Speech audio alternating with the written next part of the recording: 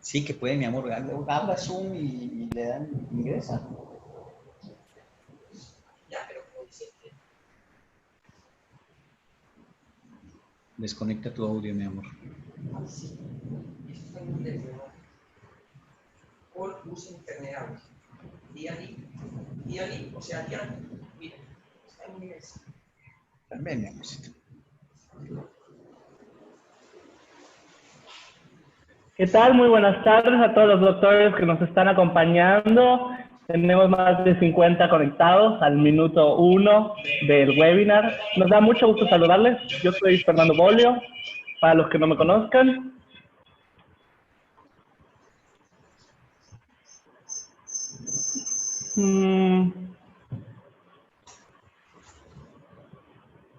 Doctor José Luis, si hay alguien al lado de usted conectado a la sesión, uno de los dos tiene que silenciar el speaker para que no se escuche el eco.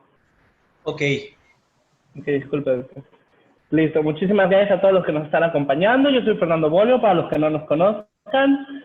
Yo represento a Latinoamérica en temas de mercadotecnia y redes sociales para Paragon y tengo el honor de presentar al doctor José Luis Monroy. Él practica en la Ciudad de México, es colombiano de nacimiento, pero mexicano de corazón. Es un experto en manejo de la miopía y ha estado participando con nosotros ya por más de 3 años y medio. Sin embargo, sabe de ortokeratología desde mucho antes. Voy a dejar que el doctor José Luis Monroy también dé unas palabras para saludarlos a todos y ahorita comenzamos. ¿Qué tal, doctor José Luis? ¿Cómo está? Muy buenas tardes a toda la audiencia. Aquí nuevamente muy contento de encontrarnos en esta reunión educativa, siguiendo la serie de 4 webinars que hemos preparado para estas semanas acerca del manejo de la miopía integral en la práctica privada. Muchas gracias a Fernando, a Paragon por este apoyo nuevamente educativo, pues que a todos nos viene muy bien, sobre todo en estos momentos que tenemos algo de tiempo para llevarlo a cabo, ¿no? El día de hoy, yo creo que ya podemos iniciar, ¿verdad, Fernando? Sí, doctor, nada más de 2 cosas pequeñas. Sí. Para todos los que están inscritos a este webinar, quiero recordarles que tenemos 2 webinars más este mes de julio, que es todos los jueves a las 7 de la noche en punto. Me pueden escribir a mi correo, que es fbolio@paragonvision.com, para cualquier duda que tengan. Y también quería, ahorita que están conectados y me están escribiendo en el chat, por favor que me escriban de dónde nos están viendo para poder llevar un récord de más o menos dónde estamos llegando a las audiencias. Muchísimas gracias y que comencemos. Muchas gracias, Fernando. Y bueno, nuevamente, bienvenidos a todos. Hoy vamos a estar aproximadamente 1 hora y media hablando acerca de ortoqueratología. Ese es el tema que tenemos para este webinar número 2. ¿Okay? Pues obviamente el objetivo entonces es estudiar o repasar inclusive los fundamentos y los conceptos básicos de ortoqueratología, cómo entender esta magnífica ciencia que ha tenido una evolución realmente apabullante en los últimos 15, 20 años aproximadamente. Lo vamos a ver ahora en parte de los antecedentes. Entonces, este es nuestro objetivo el día de hoy. Esperamos que lo cumplamos. Nada más, a lo mejor una cosita, Fernando, importante de mencionar es que nos pueden ir durante el transcurso de la conferencia, nos pueden ir haciendo preguntas. Podemos interrumpir en el momento que tengan una pregunta para que no perdamos de pronto o se les olvide la pregunta al final de la plática, ¿ok? Entonces, bueno, este es el curso que tenemos para el día de hoy. Son 10 puntos que queremos cubrir lo más ampliamente posible, repito, con respecto a la ortoqueratología. Y vamos a empezar pues con algunos antecedentes, alguna parte de la historia hasta simpática, porque en algunos archivos encontramos que desde hace muchísimos años los chinos aplicaban bolsas de arena con diferente peso, y como vemos aquí en el cuadro abajo, aparentemente de acuerdo a la miopía que tenía el paciente, se aplicaban estas bolsas para lograr aplanar la córnea y entonces con eso conseguir precisamente el objetivo de corregir la miopía. Ahora, esto, entonces, como lo acabamos de ver, pues la ortoqueratología no tiene absolutamente nada de nuevo, ¿no? Es más o menos como la historia de los lentes de contacto esclerales, donde vemos que lo que ha sucedido con la ortoqueratología es más bien que se ha reinventado y gracias a, pues, a algunos de los aspectos que vamos a ver en unos segundos, hay una nueva forma de ver y de analizar y de aplicar la ortoqueratología. Entonces vemos que desde antes, inclusive a finales, mediados de los años 50, ya el doctor Charles May, desafortunadamente ya falleció, fue el primero que habló acerca de ortoqueratología. En el año 1962, el doctor George Jensen creó el primer diseño que lo llamó ortofocus en ese momento, inclusive lo presentó, como vemos aquí, el 13 de octubre de ese mismo año en un congreso, ¿no? El término ortoqueratología años después fue propuesto por el doctor Newton Wesley. Él fue el que realmente mencionó este término, y ya dando un gran salto más o menos en los 80s, como vemos acá, se empezaron a hablar de los primeros lentes con diseño de geometría inversa, que tenían, digamos, la finalidad de crear una mejor condición para aplanar la córnea del paciente, ¿no? Se sigue con la evolución. A finales de los 80 precisamente todavía mejoran estos diseños, ¿no? Los hacen más apropiados estas curvaturas oblatas, ¿no? Planas en el centro y curvas aquí en la parte de la periferia media. En los años 90 inclusive se hacen algunos otros avances en los diseños, por ejemplo, como el del doctor Tom Brain, donde diseña un lente que tiene una curva de apenas reversa de 0,60 milímetros, ¿sí? Y que también mejora la parte de alineamiento, que es esta parte, digamos, que es donde la córnea, digamos, casi tiene contacto con el lente de contacto.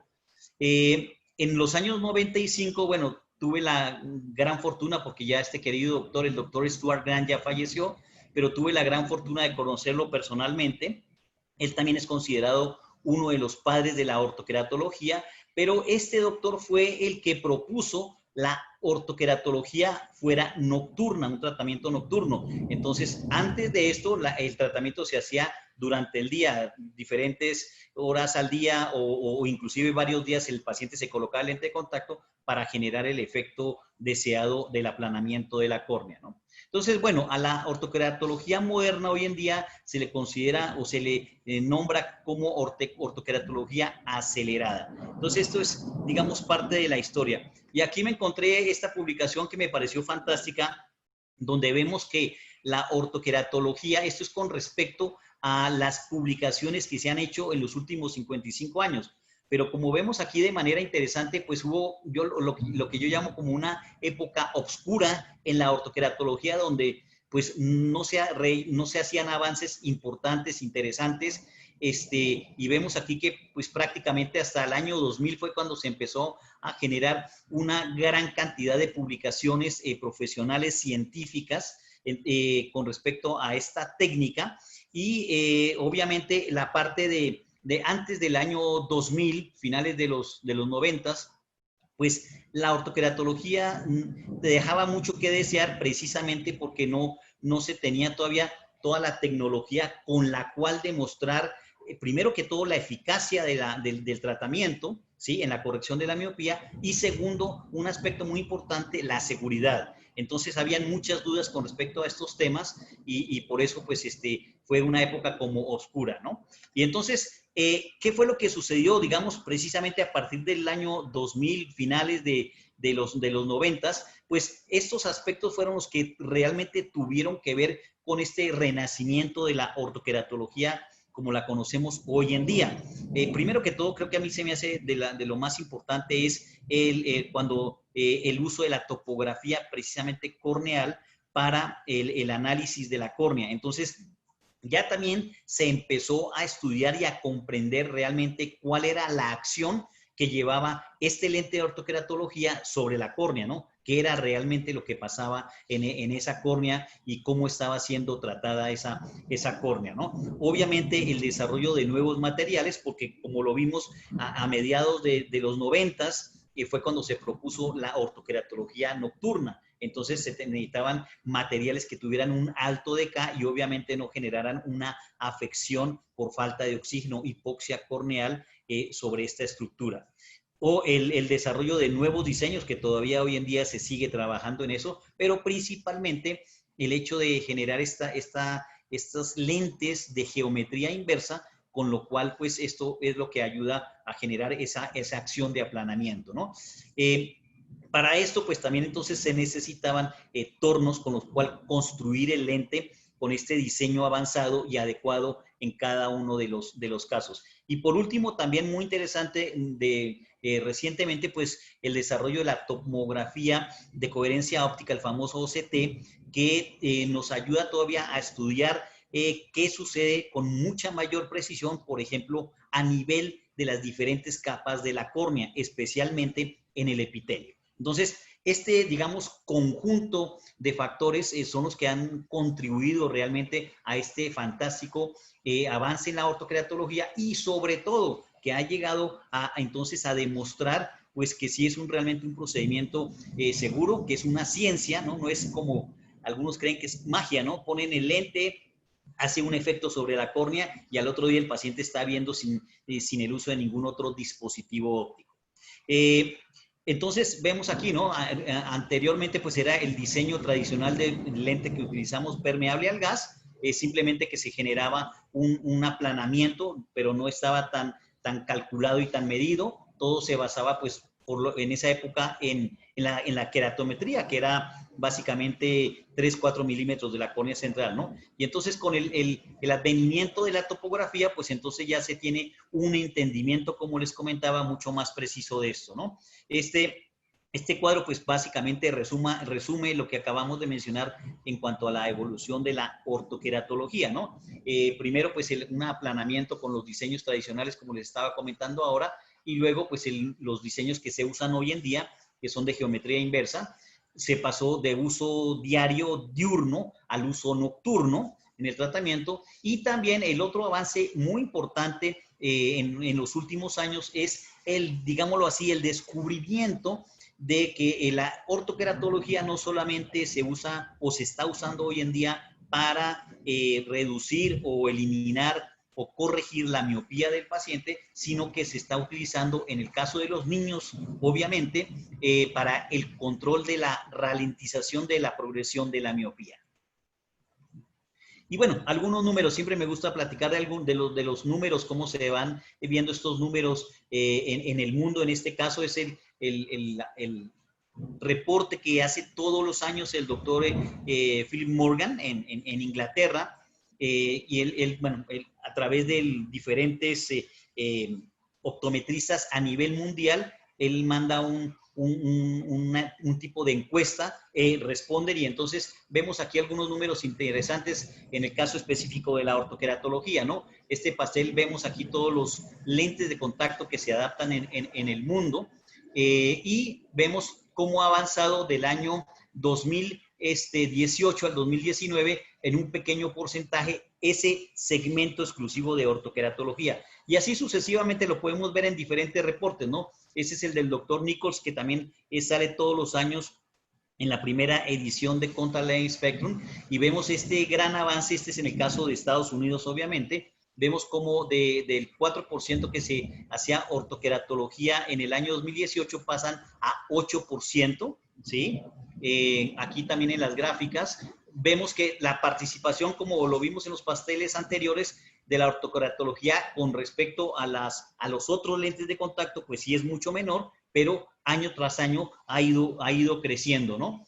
Aquí este es el reporte también del doctor Nichols, y vemos cuál es, cuando él en la encuesta les pregunta cuál es el método que utilizan para la corrección para el control de la miopía. Vemos a la izquierda que en el 2018, pues básicamente son los dos que más usaban, ortoqueratología y lentes de contacto multifocales blandos, y en el 2019 ya empieza a verse una mayor interés en la aplicación de la atropina. Inclusive, también, fíjense ustedes, en la combinación de alguno de estos técnicas ópticas de lentes con la atropina.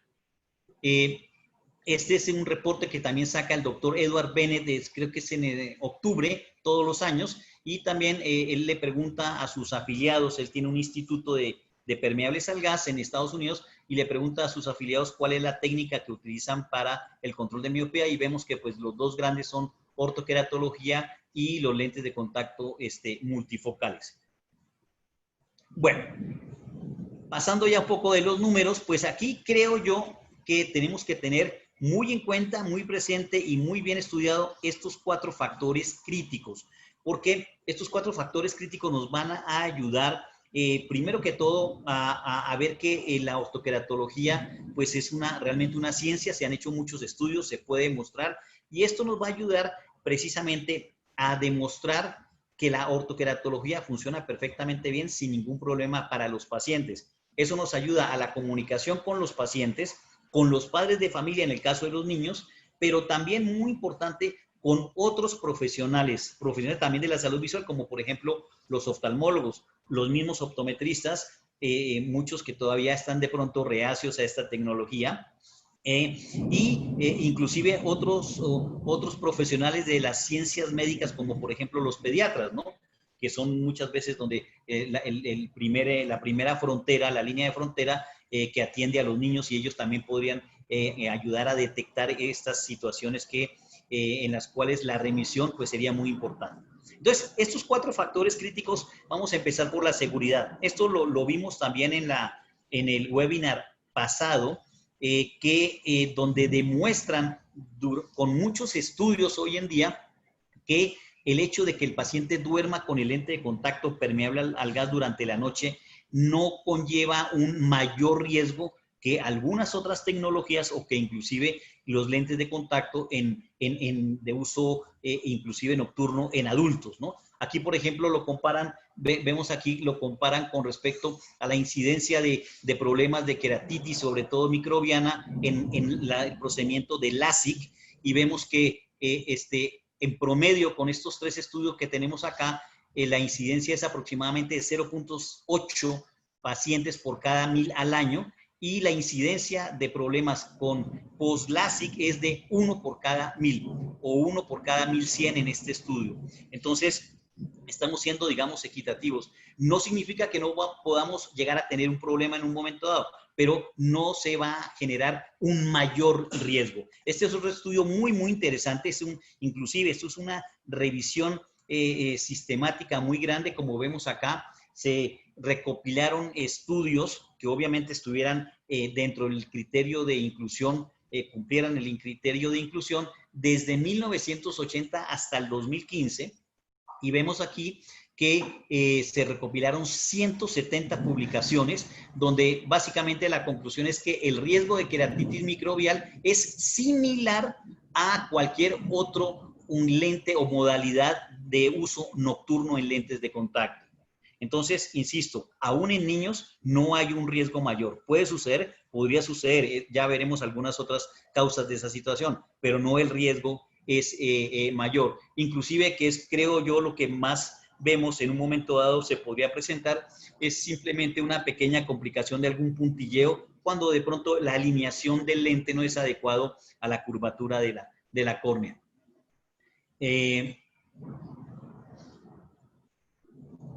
Bueno, y aquí vamos a demostrar entonces también el tema de eficacia. Esa es una paciente que la tengo aquí en la presentación como un ejemplo de eficacia, una paciente de 25 años, empezó a aparecer su miopía a los 9 años de edad, inició con 0.75 y usaba pues su graduación de armazón de gafa, ¿no?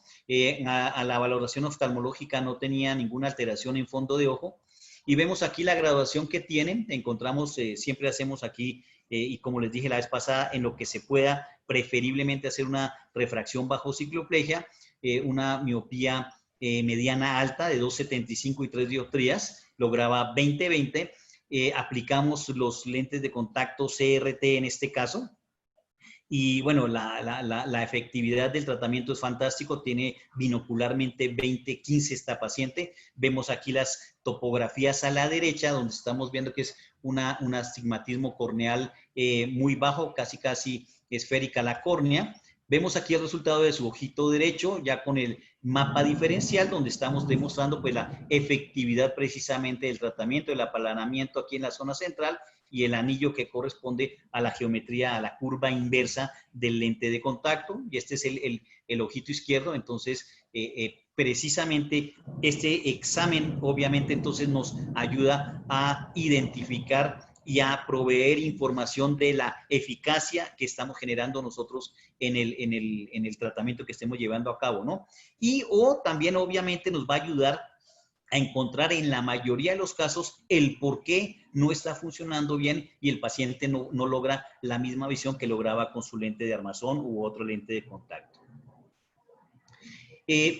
Indudablemente, entonces, además de la eficacia, digamos, en cuanto a la corrección per se de la miopía, debe ser al 100%, ¿sí? Y aquí, pues, en diferentes estudios, como vemos, la ortoqueratología definitivamente es uno de los métodos más eficaces para el control de la progresión de la miopía, para ralentizar el crecimiento de la miopía. Por ejemplo, aquí en promedio dicen que es de 77% y diferentes estudios, como vemos aquí, algunos casos más del 60%, ¿sí? En este otro reporte también vemos que es un poco menos del 60%, pero en promedio podemos decir entre los que están bajos y los más altos, podemos decir que hoy en día la ortoqueratología en promedio tiene una efectividad del 50, o yo diría un poco más del 50% en cuanto al control de la miopía, ¿no? Y bueno, como les hemos visto acá, pues la cantidad de estudios lo comprueban de manera sin duda, ¿no? Este es otro resultado que quería mostrarles que se me hizo muy interesante, ¿no? La sensibilidad al contraste, porque recordamos que la ortoqueratología en un momento dado podría llegar a afectar en una mínima cantidad a algunos pacientes, sobre todo en cuanto al tipo de aberraciones y en la noche tener algún problema, ¿no? Cuando la pupila dilata un poco más. Aunque, por ejemplo, no sé si alguno de los amigos, colegas que están escuchando tengan alguna otra experiencia, pero en mi experiencia, por lo menos los pacientes que tengo, ninguno de ellos, la mayoría son niños, déjenme decirles, pero ninguno de ellos me ha mencionado en los controles, en las visitas de control, que tengan este problema durante la noche, ¿no? Aquí vemos entonces también muy interesante por ejemplo, en cuanto a la sensibilidad al contraste, que podríamos pensar que se ve afectada, pues en realidad no. Este cuadro aquí de la izquierda vemos la medida de la sensibilidad de alto contraste. Sí vemos que el primer día, pues no hay una sensibilidad, digamos, adecuada, pero vemos que al pasar el tiempo, aproximadamente en el día 14, pues ya tenemos una sensibilidad pues prácticamente perfecta, que sería un logMAR 0 o 20/20 de visión, donde se demuestra que no hay tanta efectividad es cuando ya tomamos la sensibilidad al contraste de bajo contraste. Entonces, pero no es digamos, una diferencia significativa hablando clínicamente. Este otro también es muy interesante, el famoso factor, hoy lo llaman factor de compresión, ¿sí? O lo que se inició hace muchos años que se llamaba, todavía se llama, ¿no? El factor Jensen, que es, digamos, la cantidad de aplanamiento que vamos a ejercer, la compresión que vamos a ejercer sobre la córnea para que obviamente esto genere la corrección adecuada para determinada miopía, ¿no? Pero este es muy interesante el estudio porque observen ustedes que se han hecho ya algunas pruebas, esta publicación inclusive es del año pasado, algunas pruebas donde ese factor de compresión lo quieren aumentar y obviamente pues se quiere saber qué está pasando si yo aumento el factor de compresión. Más o menos en promedio el factor de compresión que tenemos hoy en día en la mayoría de los lentes es de aproximadamente 0,75 dioptrías. Aquí le están agregando una dioptría más para ver qué sucede. Aquí hay dos casos, dos situaciones y dos resultados muy interesantes. Vemos acá, por ejemplo, que en principio la efectividad en cuanto al porcentaje que se corrige de manera inicial es bastante alto, ¿no? Prácticamente a la semana los pacientes con un factor de compresión incrementado, pues casi ya están sobre el 100% de visión, ¿no? Ya la segunda semana sí. El otro grupo es el factor de compresión, digamos, convencional, que se tarda un poco más, aproximadamente 2 semanas en casi lograr el 100% de efectividad. El otro aspecto también importante que lo vemos aquí en la conclusión a la izquierda es que a pesar de que se genera un incremento en ese factor de compresión, la integridad de la córnea no se ve alterada, ¿no? También dicen que con este resultado, a pesar de esta compresión importante, recordemos que una de las ventajas que tiene la ortoqueratología es que es reversible. Aquí nos están diciendo que aproximadamente después de que digamos, se retira, se deja de hacer el tratamiento en ese paciente, en esas córneas, se tardaron aproximadamente 3 semanas en que la córnea volviera a su forma, digamos, a su topografía corneal original. Bueno, el otro factor también muy importante definitivamente es la calidad de vida, ¿no? Especialmente en los niños, ¿no? Hoy en día definitivamente continúa el famoso bullying en las escuelas con los niños. Entonces, el hecho de que el niño llegue a la escuela sin lentes, pero obviamente con la visión adecuada para sus actividades escolares o inclusive atléticas, pues realmente es un gran aliciente para los niños, ¿no? Como dice aquí alguna parte de este trabajo, ¿no? Nosotros como profesionales nos preocupamos más acerca de la eficacia, la seguridad, etcétera, etcétera, ¿no? Los niños más bien están preocupados de inclusive cómo me veo, cómo me siento, ¿no? Cómo me ven mis compañeros. Entonces, el hecho de que podamos retirar el lente de armazón, eliminar el uso del lente de armazón, sobre todo en los niños, pues es realmente un cambio fantástico en la calidad de vida de estos pacientes. Y por último, creo que el otro factor crítico, me parece a mí, es la comunicación. ¿A qué me refiero con esto? Era lo que les comentaba hace un minuto, es decir, la comunicación en cuanto a nosotros como profesionales de la salud visual hacia nuestros pacientes, el hecho de que el paciente y el padre de familia, en el caso de los niños, entiendan muy bien, primero que todo el contexto de la miopía y el por qué, que eso lo vimos la vez pasada, el por qué es importante tratar, ¿no? Y manejar la miopía como un campo integral, ¿sí?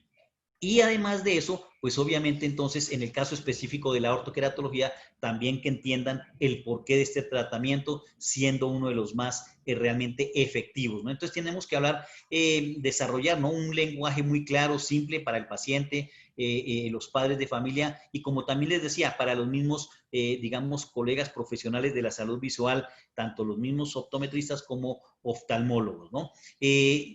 Siempre también tenemos que estar muy preparados a los cuestionamientos que nos hagan los pacientes y preparados, sobre todo me refiero no tanto en mencionarles, digamos, todo esto que estamos hablando hoy, pero también poderlo mostrar con los mismos estudios clínicos, ¿no? Ahí en internet ustedes pueden bajar cienta cantidad de estudios clínicos que les pueden demostrar a los padres de familia realmente que estos tratamientos funcionan muy bien y con mucha seguridad, ¿no? Hace unas semanas estábamos precisamente en el intercambio de una pacientita que no pudo manejar bien el tema de ortoqueratología, una niña, y la pasábamos a lentes de contacto blandos multifocales. Pero entonces el papá, pues sí entendió, dijo, multifocal, ¿por qué le van a aplicar un lente de contacto multifocal que yo entiendo que es para personas presbitas, a mi hija para el control de miopía? Obviamente le explicamos, se le pasaron videos y además yo le mandé una serie de 2, 3 artículos, obviamente le hice la aclaración que eran artículos científicos, pero para que él viera que realmente no estábamos nosotros inventando, ¿no? Un tratamiento que no existía o que no iba a funcionar.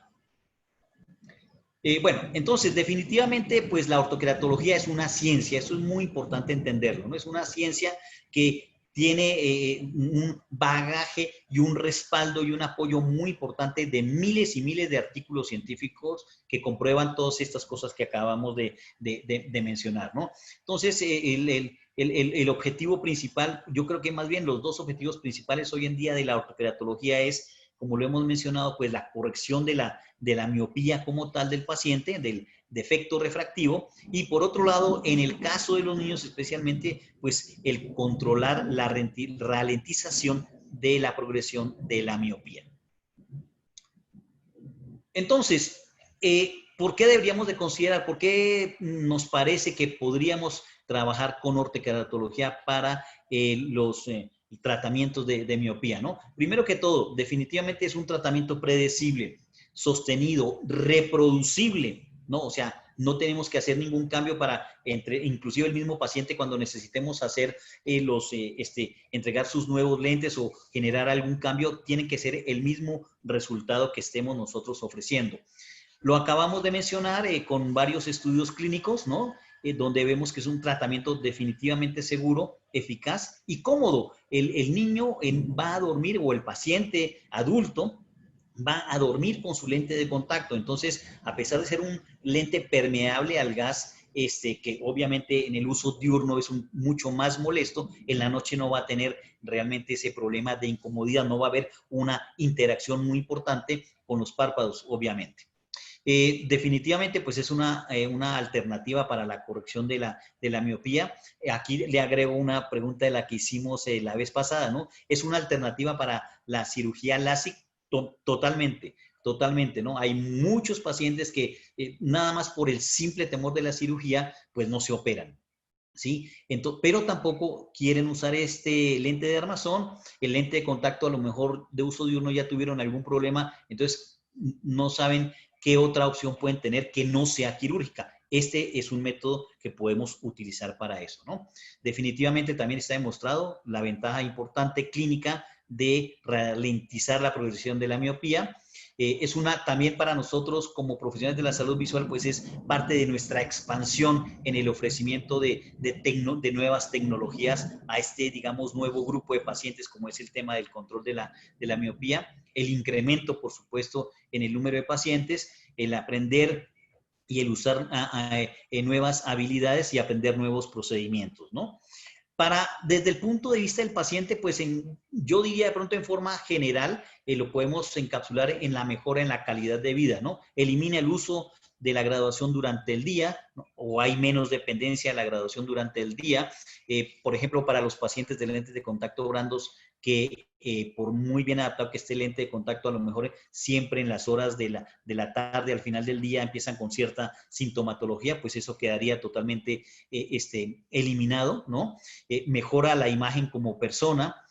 No hay restricción de actividades. Yo la vez pasada les comentaba que tenía una familia que eran buzos y los niños, pues aún con su lente de contacto para bucear no era tan cómodos, tenían cierto temor. Bueno, pues ahora pueden bucear, pueden hacer cualquier actividad sin ningún problema, ¿no?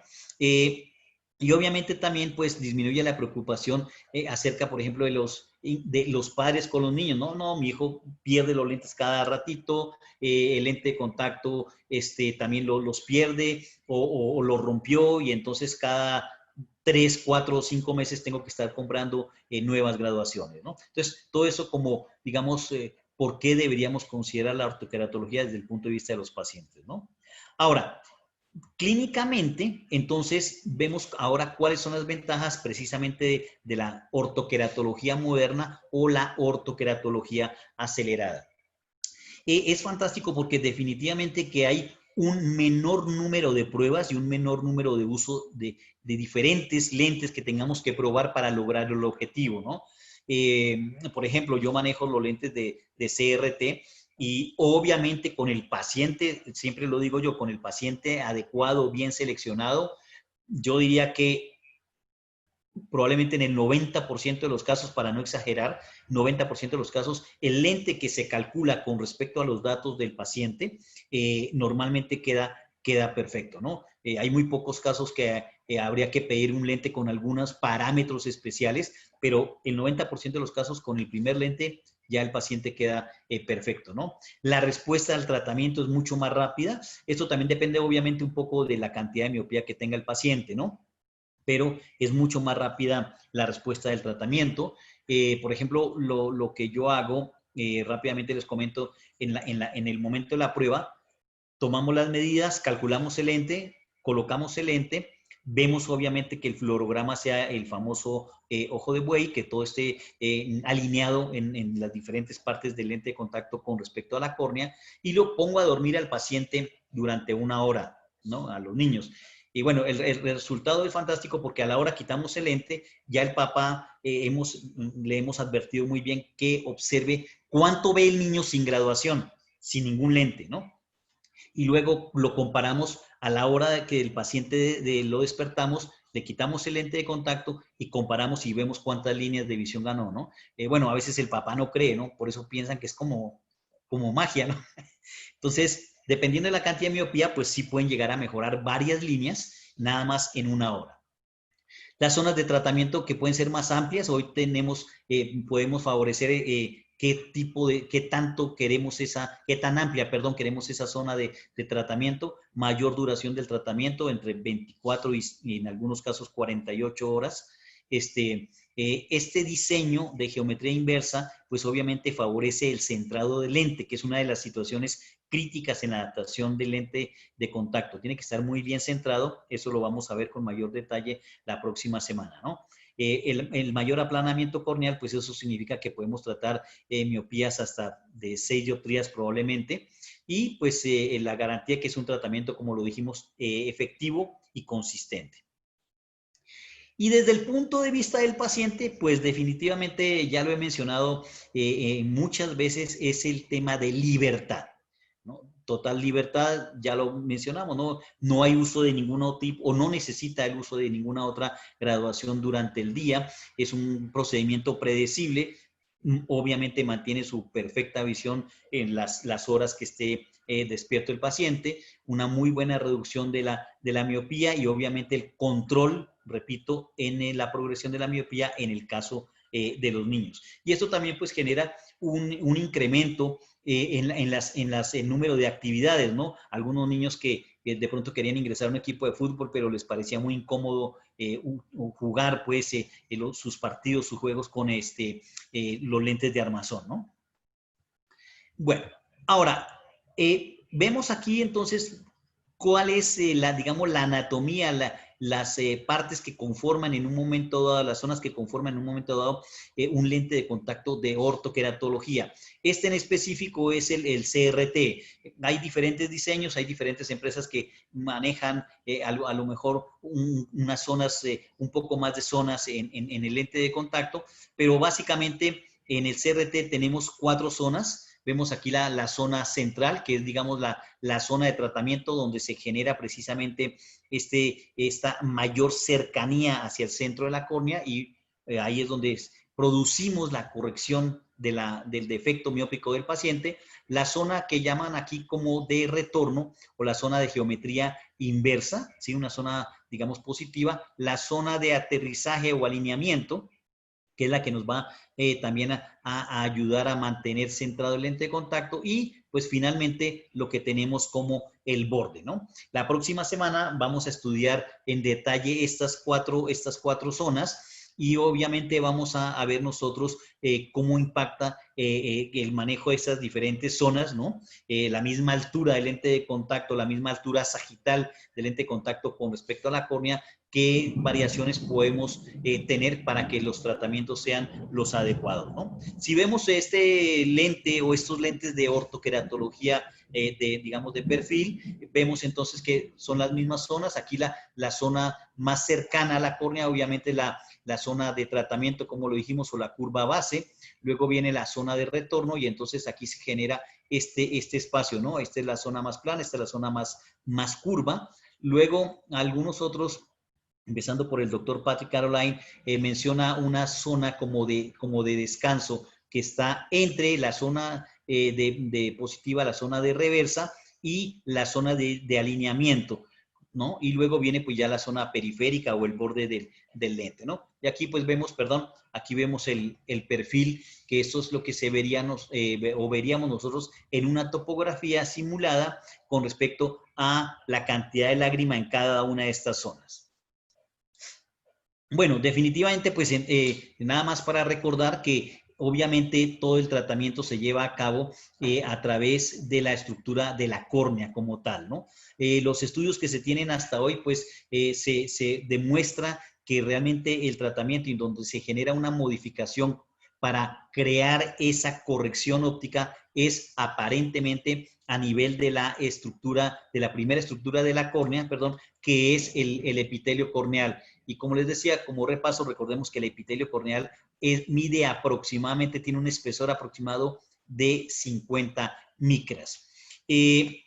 Entonces, de las teorías que se manejan, aparentemente la que se tiene hoy en día, digamos, comprobada, es que hay una redistribución epitelial en esa córnea que está siendo tratada, ¿no? Y aquí lo vemos en esta gráfica. Este es un trabajo que se presentó hace algunos años, donde se aplicó este tratamiento de ortoqueratología, estos lentes, en gatos, y entonces luego pues fueron analizadas sus córneas y se veía cómo se cambiaba el espesor de la córnea, ¿no? En el caso de la zona central se generaba ese aplanamiento. No hay realmente una pérdida de células epiteliales como tal, pero sí hay, como les comentaba, una redistribución, ¿no? Entonces vemos que en esta zona central hay un aplanamiento y hay un incremento, se genera un mayor grosor en esta zona de la periferia media que corresponde precisamente a la curva de reversa del lente de ortoqueratología.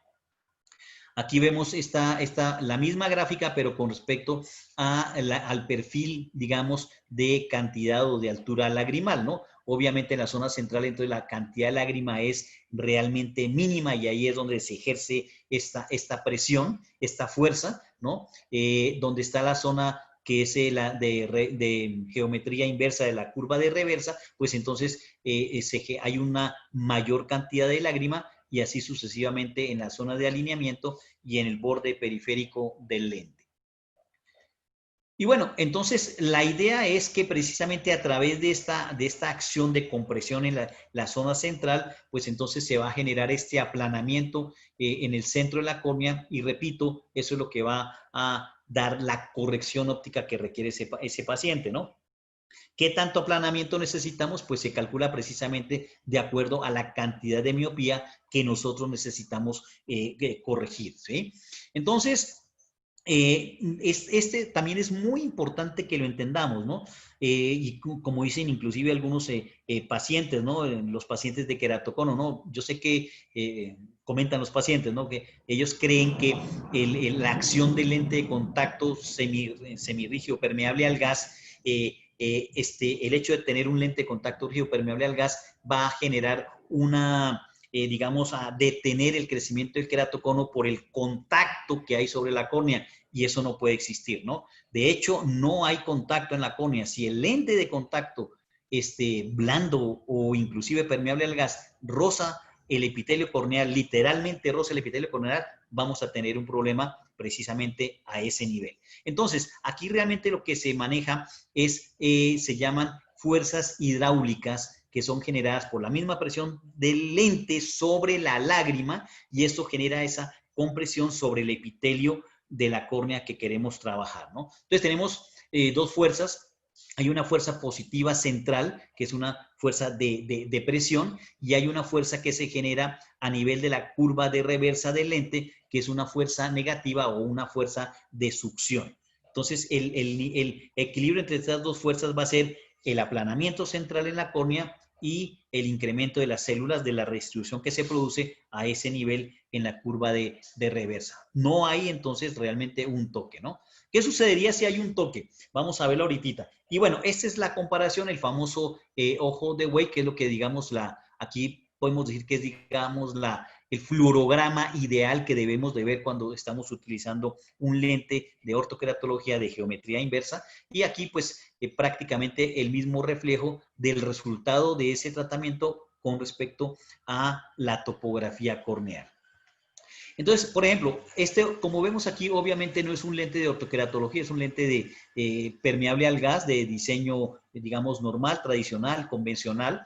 Y vemos que aquí hay un aplanamiento, pero este aplanamiento inclusive nos puede llevar, cuando no es un lente realmente diseñado para esto, inclusive a generar una distorsión, una irregularidad en la córnea, lo que hace muchos años se llamaba el famoso warpage corneal, ¿no? Porque no estaba realmente bien alineado el lente de contacto y entonces digamos que generaba una irregularidad en la topografía de la córnea, ¿no? Cuando aplicamos el lente de ortoqueratología, pues obviamente tenemos diferentes situaciones que podemos observar inmediatamente con respecto al fluorograma. Vemos aquí, por ejemplo, que no hay un aplanamiento adecuado central.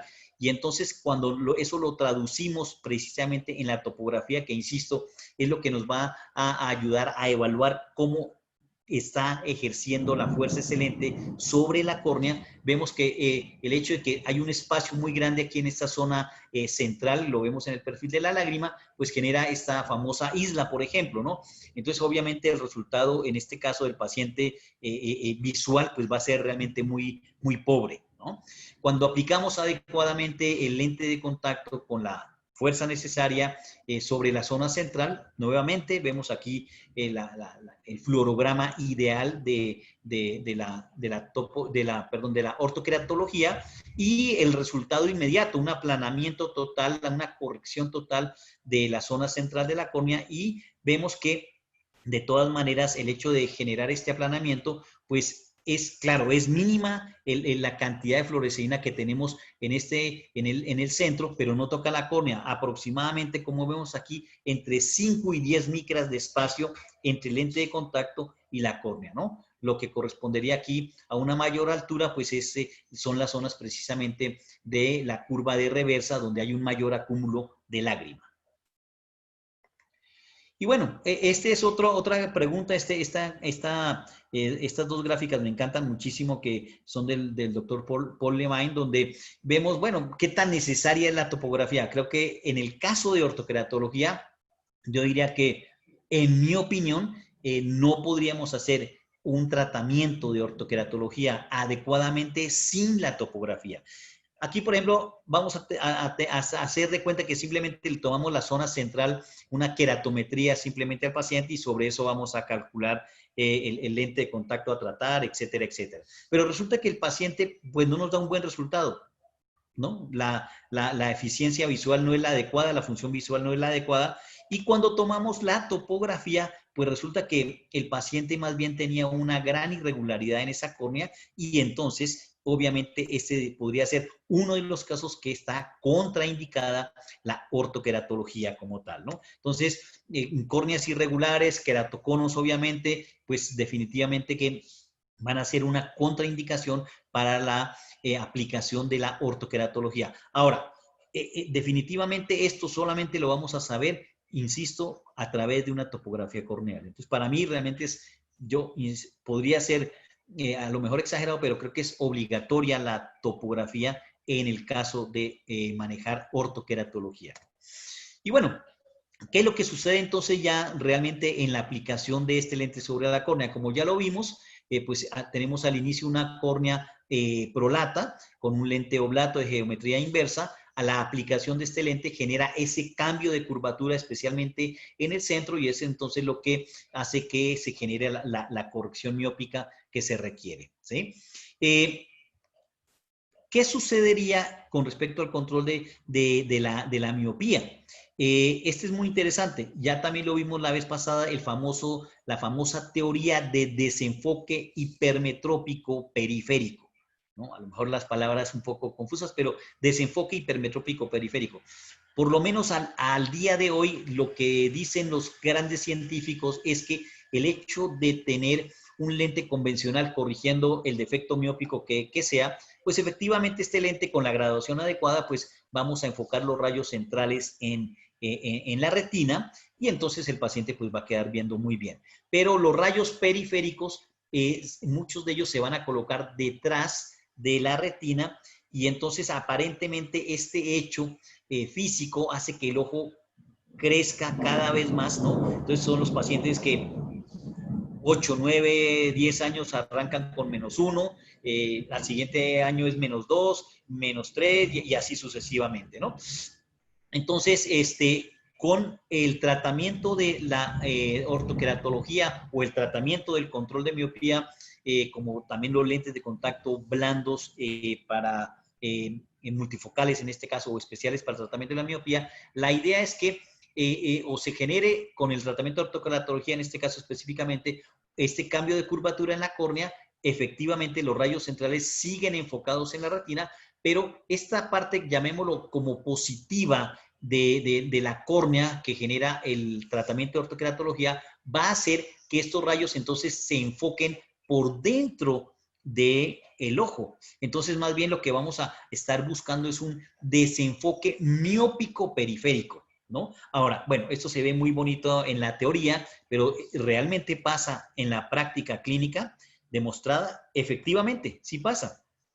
Y tenemos aquí estos estudios, ya hay unos equipos muy modernos, autorrefractores, que miden no solamente la refracción central, como la hacen la mayoría de los autorrefractores, ¿sí? Sino miden también la corrección periférica que está ejerciendo ese lente de contacto o el tratamiento de ortoqueratología. Entonces vemos aquí cómo inician precisamente con un desenfoque hipermetrópico periférico estos pacientes, y después del tratamiento, estas líneas punteadas acá, vemos cómo se genera en algunos casos un desenfoque miópico muy importante periférico, y entonces esto nos está comprobando que efectivamente este tratamiento genera ese desenfoque, y entonces ahí es el momento, la acción donde se controla el crecimiento de la miopía. Bueno, ahora, aquí hay que tener en cuenta varios aspectos importantes. Bueno, aquí sobre todo dos muy importantes. Es que precisamente a través de la topografía tenemos que poner mucha atención al tipo de astigmatismo. ¿Qué significa eso? Hay dos situaciones importantes. Primero, el astigmatismo preferiblemente debe ser un astigmatismo con la regla, digamos, porque ahí se genera, digamos, una mayor efectividad en la corrección. No deben ser, por lo pronto, digamos, con los diseños actuales que tenemos de lentes de topografía, de ortoqueratología, diseños que manejan, o mejor dicho, que tienen mejor efectividad versus a un astigmatismo contra la regla, ¿sí? Ese es el primer caso. Segunda situación, el tipo de astigmatismo en cuanto a, desde el punto de vista topográfico, digamos, la extensión de ese astigmatismo corneal, ¿no? No es lo mismo tener un astigmatismo corneal que esté básicamente en el centro de la córnea, o que ese astigmatismo sea, como llamamos nosotros, de borde a borde, ¿no? Se ve este corbatín, ¿no? Se ve este corbatín que llega a la periferia en la córnea, y entonces ahí tendremos que evaluar qué diseño tendríamos que manejar para ese tipo de astigmatismos. Lo vamos a ver un poco más adelante, pero les comento, ¿no? Hoy en día lo ideal, digamos, lo que se tiene calculado es que podemos corregir hasta unos 75 de cilindro de astigmatismo corneal, ¿ok? El otro punto importante también con respecto al astigmatismo es que obviamente preferiblemente este astigmatismo, bueno, pues el astigmatismo refractivo que tenga el paciente sea igual al astigmatismo corneal, porque ese es el que vamos a poder corregir con el efecto de la ortoqueratología. Si hay un astigmatismo residual importante, entonces obviamente ese no va a poder ser corregido a través de esta tecnología. ¿Alguna pregunta, Fernando? Claro que sí, doctor. ¿A partir de qué edad en sus pacientes es recomendable el uso de lentes de contacto de ortoqueratología? Perdón, no te escuché bien. ¿A partir de qué edad usted ajustaría a sus pacientes en un lente de contacto de ortoca? ¿A partir de qué edad? Muy bien. En mi experiencia, inclusive, yo he iniciado tratamientos a partir de los 8 años de edad, ¿no? Ahora, en forma general, es decir, imagínate, si encontramos un paciente, una pacientita a los 7 años de edad, y ya la niña o el niño tiene -1, -1,50, pues yo creo que ahí no hay que esperar absolutamente nada, ¿no? Esto lo vimos la vez pasada también, ¿no? Por eso la importancia de la detección temprana, porque entre más temprano digamos, se detecten este tipo de casos, es mayor el control que nosotros podemos ejercer. Y por otro lado, también recordemos que la ciencia ya nos ha demostrado que a más temprana edad, que los niños inicien con la miopía, la progresión es mucho más agresiva, ¿no? Lo vimos, creo que hablábamos la vez pasada, de acuerdo a unas gráficas del Instituto Brian Holden, que es, por ejemplo, un niño de 7 años que inicie con miopía, año con año podría aumentar su miopía en aproximadamente 0.89 dioptrías por año. Entonces, en el momento en que se detecta la miopía, creo que inmediatamente hay que tratar a ese niño, ¿no? Ya sea con ortoqueratología o con alguno de los otros métodos, ¿no? Pero hay que tratarlo inmediatamente. ¿A partir de qué dioptrías adaptaría usted un paciente, doctor?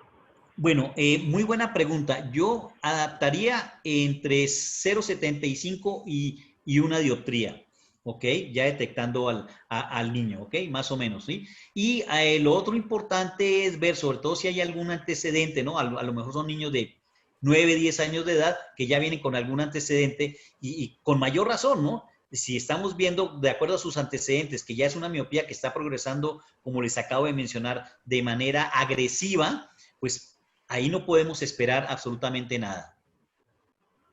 Listo, doctor. 2 preguntas más relacionadas al tema. ¿El desenfoque periférico resulta contraproducente?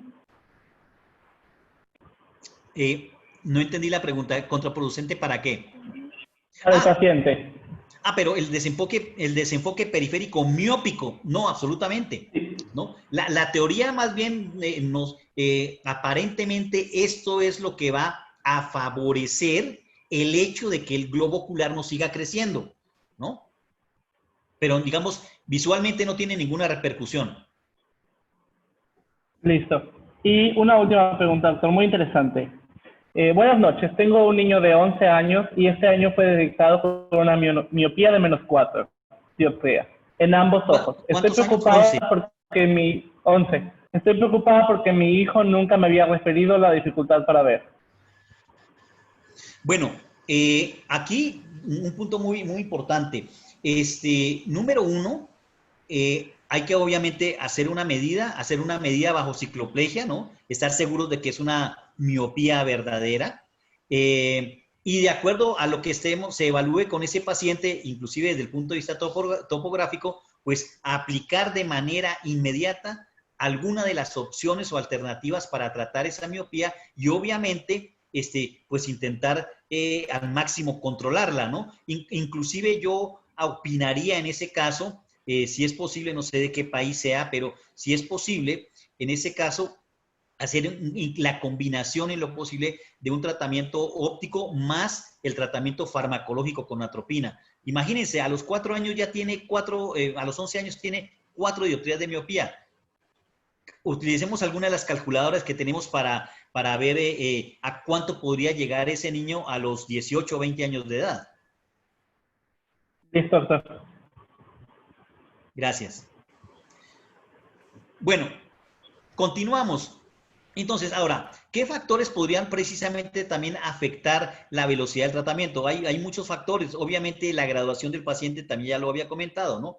No es lo mismo hacer un tratamiento en un paciente que tiene -1.50, -2 dioptrías, a otro que tiene 4.50, el niño que nos acaban de mencionar, o 5 dioptrías, ¿no? En un paciente de 1.50, por ejemplo, podría tardar en llegar a su máxima visión, digamos, al 100% de su corrección, a lo mejor en 3 días, seguramente menos de la semana, ¿no? En el de mayores dioptrías, pues entonces se tardaría aproximadamente un par de semanas, ¿no? Eso ya está realmente, digamos, calculado que eso es lo que va a suceder.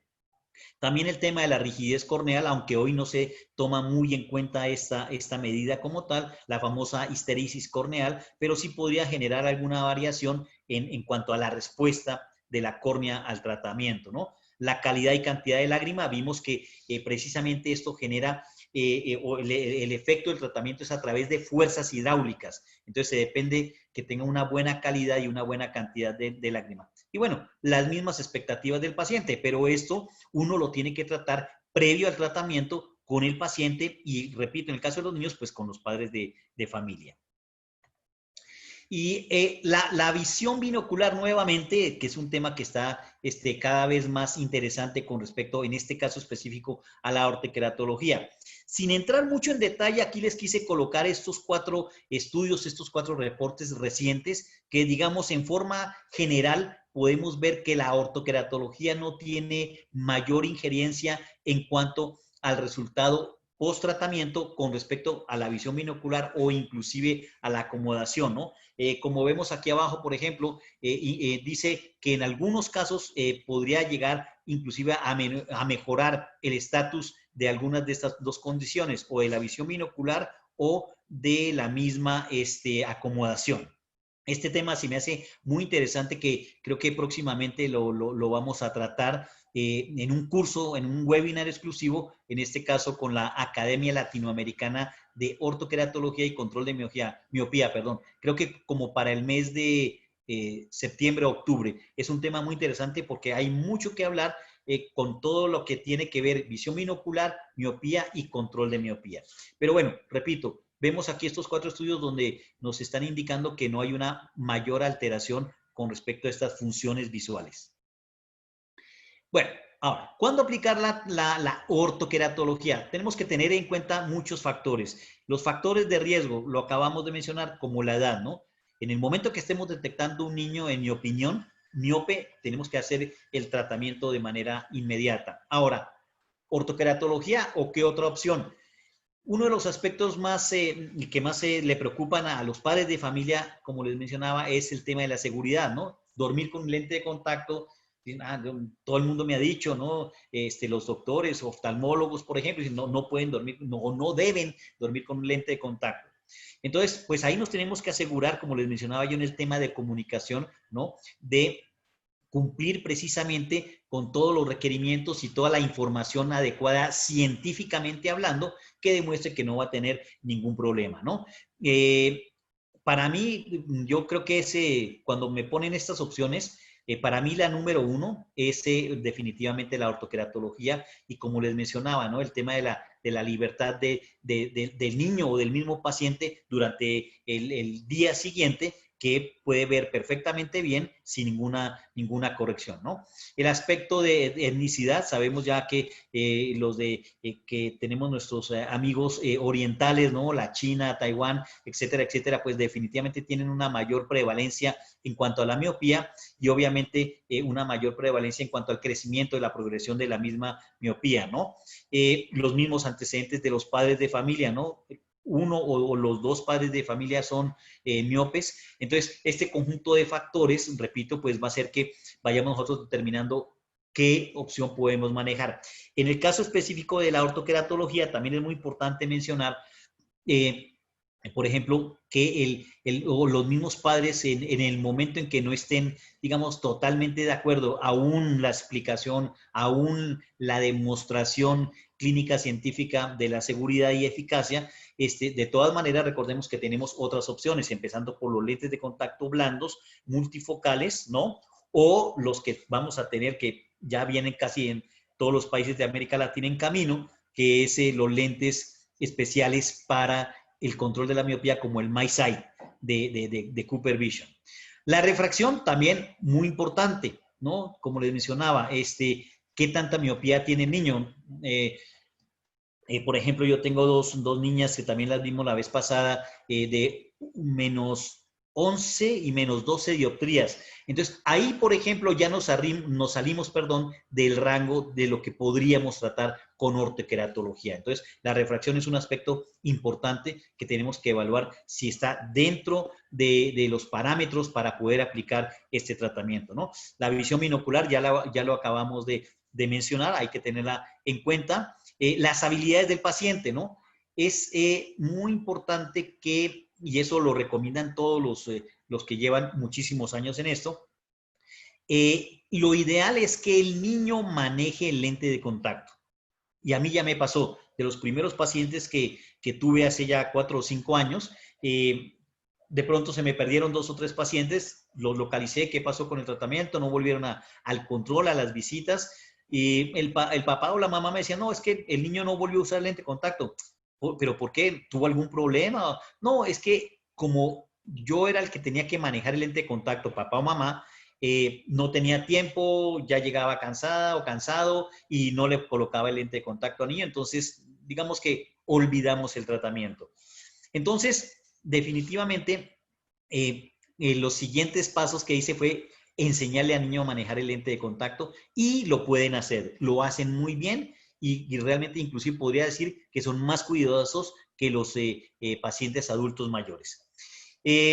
También de todas maneras hay que evaluar pues cualquier posibilidad de algún evento adverso, ¿no? La misma higiene del paciente, uno a veces lo puede observar qué tan cuidadosos son, ¿no? O el niño o los padres de familia. Entonces, con todo esto nosotros ya podemos decidir si realmente ese paciente está apto, listo y capacitado para el tratamiento de ortoqueratología. Ahora, candidatos. Definitivamente el punto más importante me parece a mí es la motivación, ¿no? Y aquí, tanto del padre de familia y obviamente también del niño, ¿no? Que vayamos a tratar, ¿no? Tratar de medir, esto es muy importante, tratar de medir precisamente el compromiso y la disponibilidad a seguir todas las instrucciones que le estemos dando, ¿no? Si un paciente se les pierde, cuidado, algo pasó, ¿no? O tuvo un problema y no lo comunicó o dejó el tratamiento, ¿no? Entonces tenemos que estar siempre en contacto con ellos y estar vigilando que realmente el paciente esté manejando bien su lente de contacto. Como lo mencionamos, refracciones esféricas hasta 6 dioptrías, con muchísima seguridad lo podemos hacer. Y aquí mi recomendación para los que vayan a iniciar o estén iniciando en la ortoqueratología, así como me lo recomendaron a mí hace muchos años, preferiblemente pacientes de miopías bajas, ¿no? Preferiblemente esféricos totalmente. Dan un resultado magnífico y entonces uno va iniciando en una curva de aprendizaje adecuada, ¿no? Sin estar dando desde los primeros momentos problemas y complicaciones, ¿ok?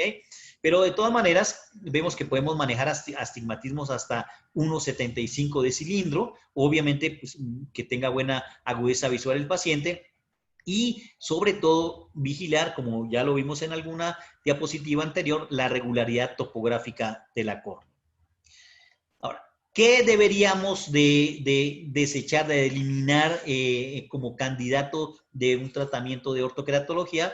Pues claro, obviamente la falta de compromiso, yo no sé si me lo voy a poner, no sé si lo voy a lavar, y entonces ahí ya vamos detectando que vamos a tener un problema con ese paciente, ¿no? La irregularidad topográfica definitivamente está descartada o alguna otra situación como alguna alteración en la córnea, una cicatriz que obviamente genere una irregularidad en esta superficie, ¿sí?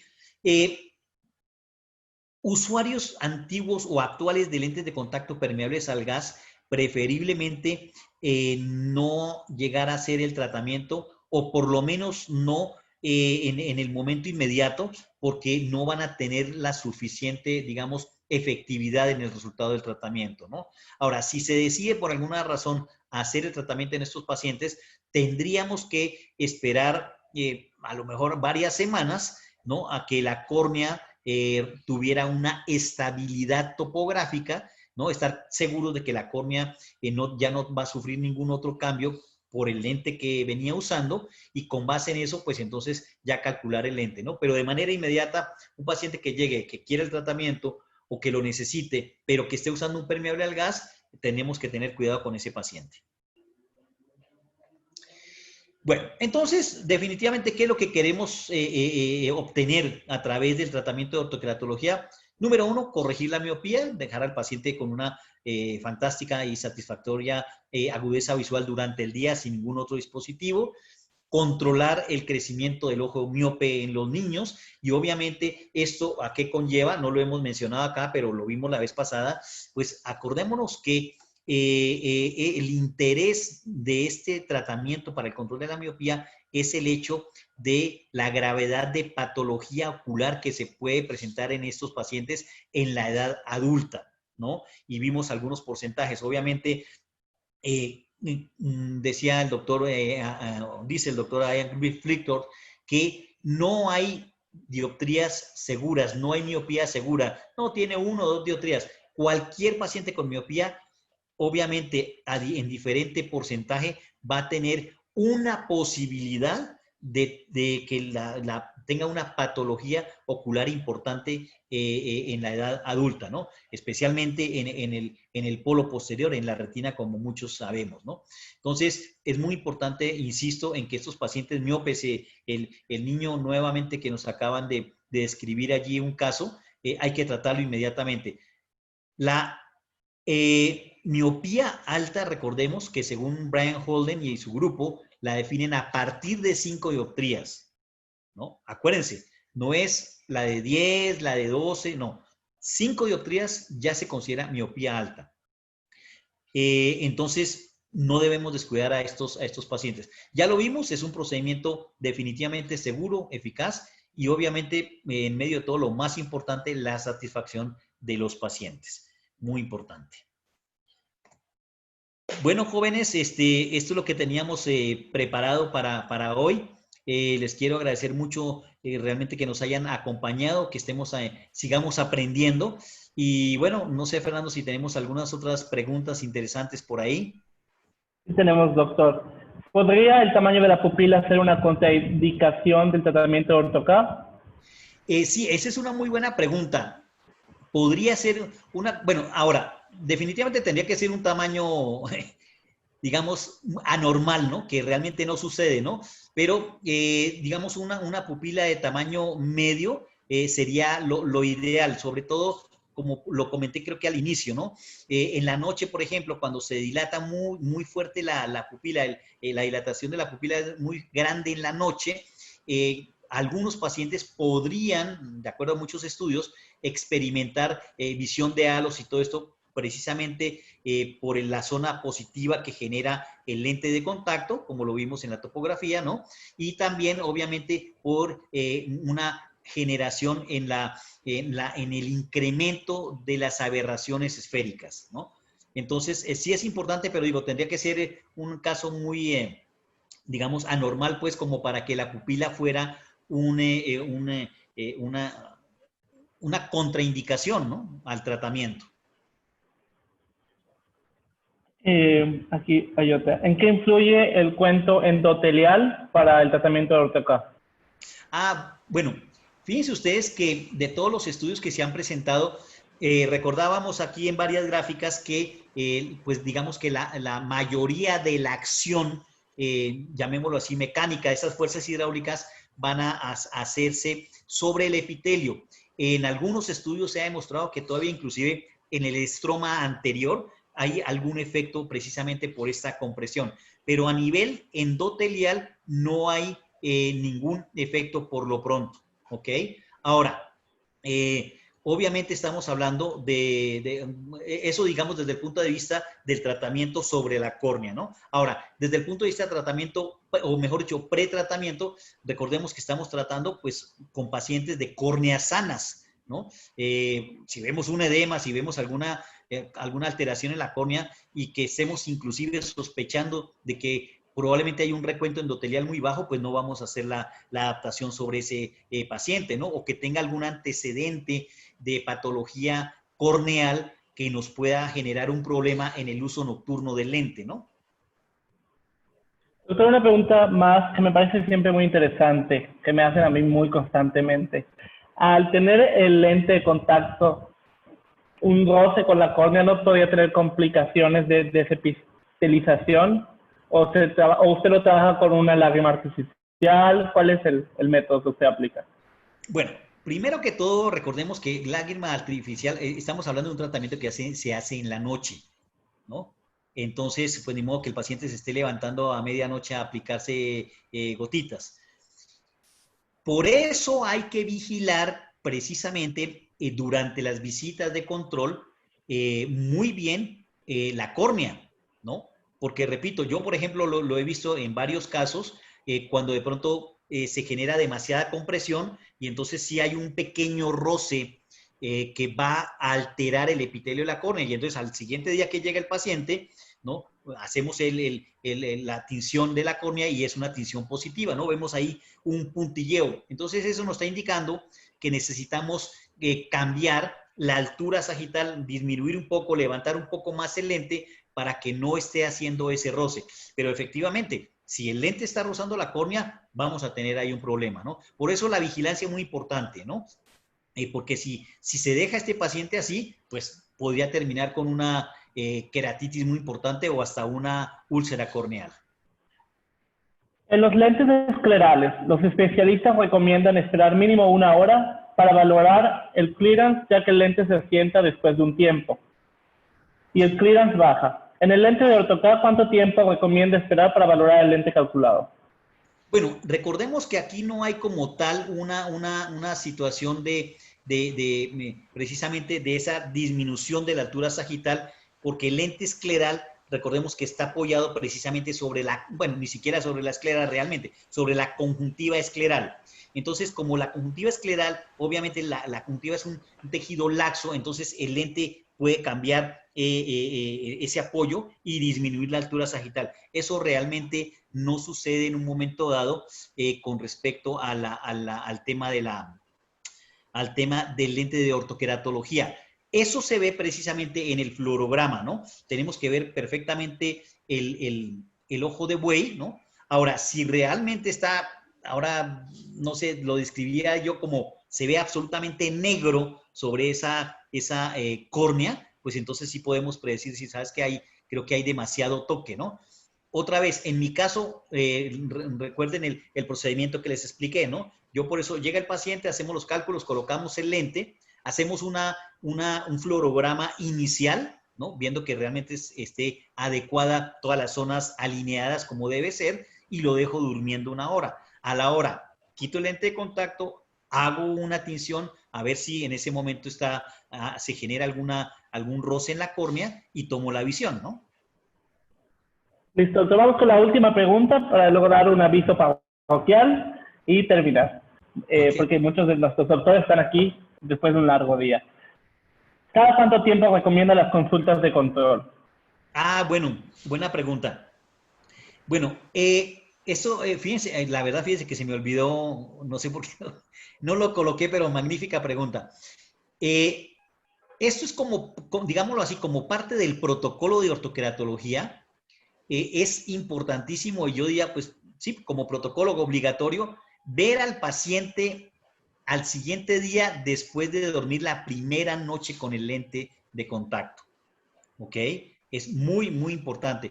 Que eso también nos ayudaría ahí mismo a determinar qué tanto efecto está teniendo el lente de contacto sobre esa córnea, no solamente desde el punto de vista topográfico, sino también desde el punto de vista mecánico, ¿sí? Entonces, la primera visita obligatoria, se entregan los lentes, el niño o el paciente se lleva sus lentes y hay que procurar cuadrar, obviamente, los horarios para que el paciente pueda estar al siguiente día en la mañana sin el lente de contacto. Bueno, así lo hago yo. Hay otros profesionales que prefieren que el paciente llegue con el lente de contacto puesto, ¿sí?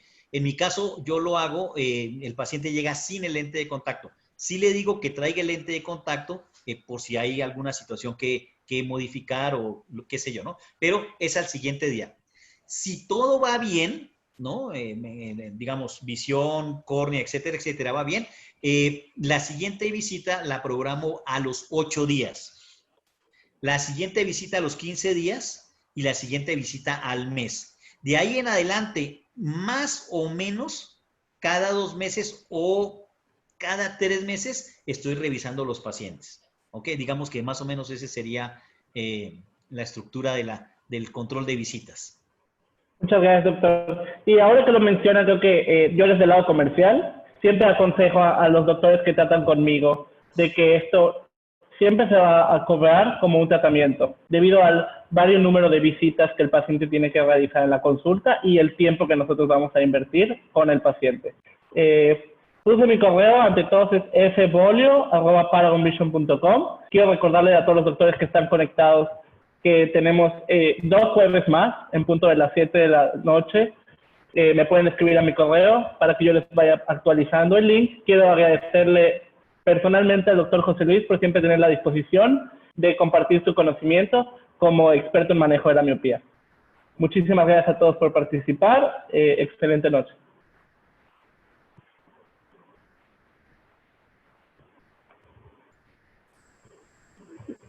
Listo, doctor. Por alguna razón se puso en silencio